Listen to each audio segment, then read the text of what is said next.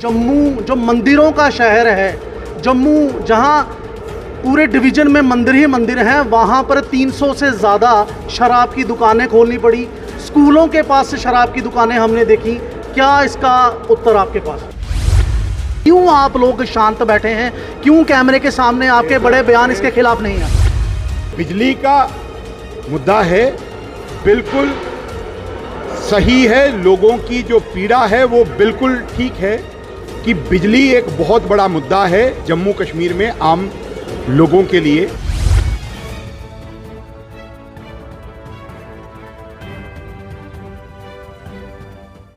भारतीय जनता युवा मोर्चा का अध्यक्ष सम्मेलन, मंडल अध्यक्ष सम्मेलन इस समय कटरा के Shri Mata Vaishno Devi shrine board spiritual growth centre में चल रहा है और हमारे साथ जम्मू कश्मीर बीजेवाईएम के अध्यक्ष अरुण प्रभात जी हैं। इनसे कुछ सवाल पूछेंगे जो युवाओं के भी सवाल हैं, जनता के भी सवाल हैं। अरुण जी, स्वागत है आपका NH1 न्यूज़ में। बहुत बहुत धन्यवाद जी। अरुण जी, पहला सवाल ही मैं इससे शुरू करूंगा कि क्या ज़रूरत आ पड़ी है कि जम्मू जो मंदिरों का शहर है, जम्मू जहां पूरे डिवीज़न में मंदिर ही मंदिर हैं, वहाँ पर 300 से ज़्यादा शराब की दुकानें खोलनी पड़ी। स्कूलों के पास से शराब की दुकानें हमने देखी। क्या इसका उत्तर आपके पास? देखिए,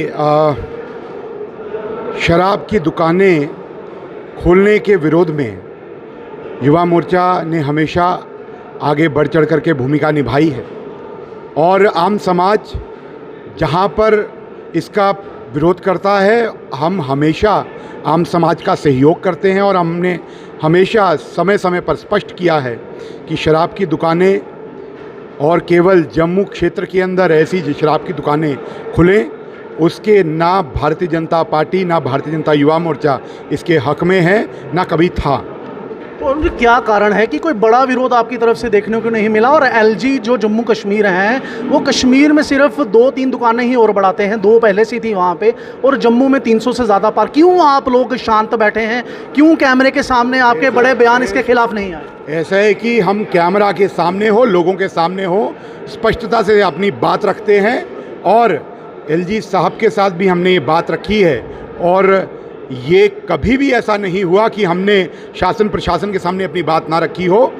जहाँ जहाँ पर भी शराब की दुकानों का मुद्दा आया और जहाँ पर भी आम समाज ने उसका विरोध किया, भारतीय जनता पार्टी के कार्यकर्ताओं ने, वहाँ के सामाजिक नेताओं के साथ मिल करके हमने उसकी लड़ाई लड़ी है। तो क्यों खुल गई दुकानें, बंद क्यों नहीं हुई? क्यों आपकी बात क्यों नहीं मानी गई?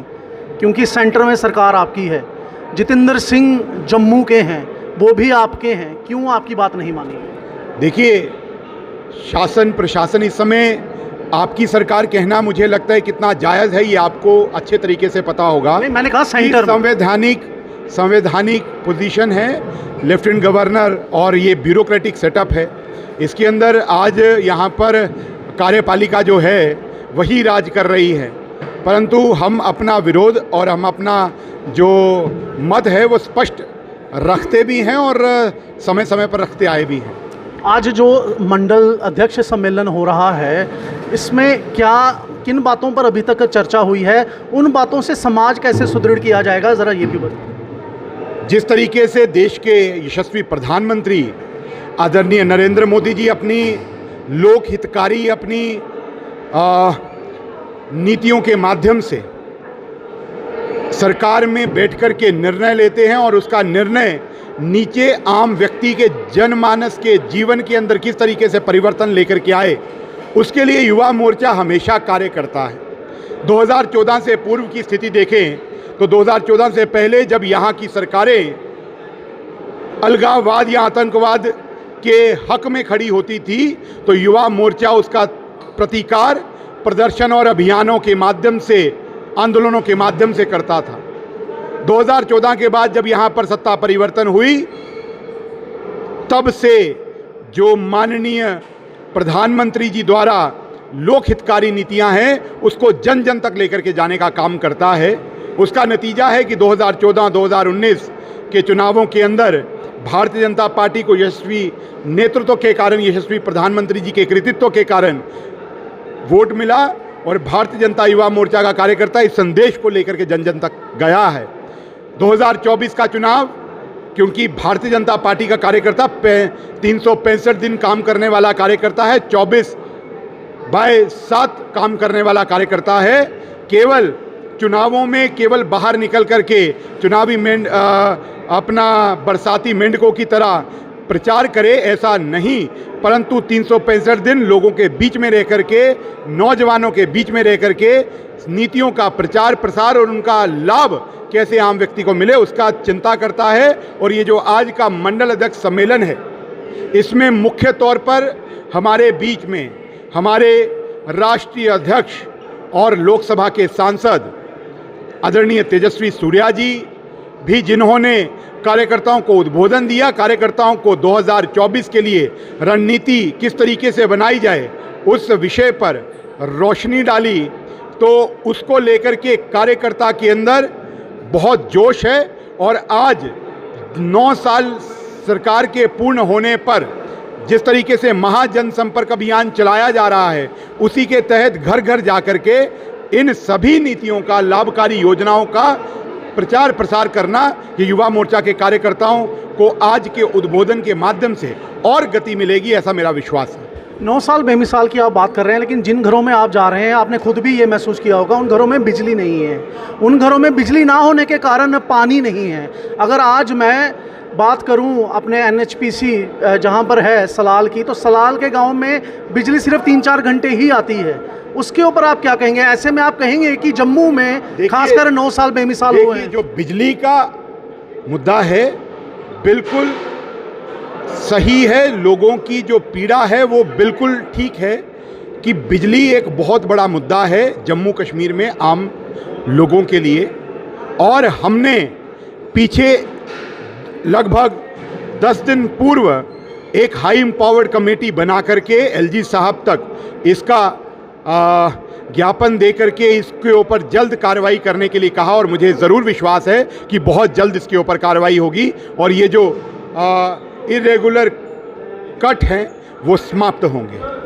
युवा नेता हैं आप, BJYM के जम्मू प्रदेश के अध्यक्ष हैं, लेकिन कई युवा कई महीनों से सड़कों पर आज भी बैठे हैं। चाहे मैं बात करूं जल शक्ति विभाग की, चाहे और भी, चाहे वो स्पोर्ट्स के खाते से हो, चाहे किसी खाते से हो, क्यों उनकी आवाज़ बीजेपी के कानों तक नहीं पहुंच पा रही है? क्या आप मीडियम बनने से डरते हैं या सिर्फ बीजेपी के कार्यकर्ताओं के साथ बैठक करके ही आप खुश हैं? देखिए, ऐसा है कि बीजेपी के कार्यकर्ता जो हैं ये आम समाज में जाकर के समाज के मुद्दों को लेकर के बात करते हैं और उनको लाभ किस तरीके से पहुंचे उसके लिए दिन रात एक काम करते हैं। उसी का नतीजा है कि 2014 हो, 2019 हो और उसके बाद जितने भी यहाँ पर चुनाव हों, लोगों का मत हमारे साथ जुड़ा है और लोगों ने भारी मात्रा के अंदर भारतीय जनता पार्टी के हित में वोट किया है।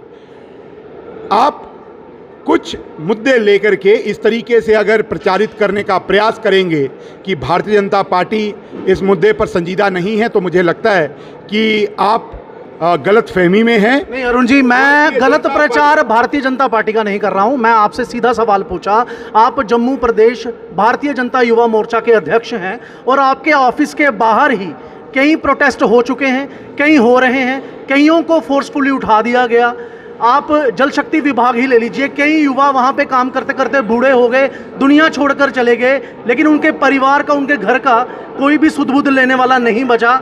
इसके ऊपर आप लोग क्या कार्रवाई कर रहे हैं कि ये परिवारों के साथ हमेशा हम खड़े हैं। और रही बात कुछ पॉलिसी मैटर्स हैं, वो किस तरीके से ठीक हो, उसके लिए हमने LG साहब को कई बार मिल करके उसके ज्ञापन दिए और उसके सॉल्यूशंस बहुत जल्द निकाले जाएंगे और उनकी तरफ से ज़रूर हमको विश्वास है कि इसके ऊपर भी एक सटीक निर्णय लिया जाएगा, क्योंकि डेली वेजर्स का विषय आज नया विषय नहीं है। ये किस तरीके से डेली वेजर्स लगाए गए, किन लोगों ने लगाए, किस तरीके से लगाए, ये सब जग जाहिर है, परंतु उनके साथ न्याय होना चाहिए। उसके हक में हम पहले भी खड़े थे, आज भी खड़े। ये थे अरुण प्रभात जी हमारे साथ। मुझे दीजिए इजाज़त। मैं हूं हिमांशु शर्मा, कैमरामैन प्रदीप सिंह के साथ श्री माता वैष्णो देवी कटरा से।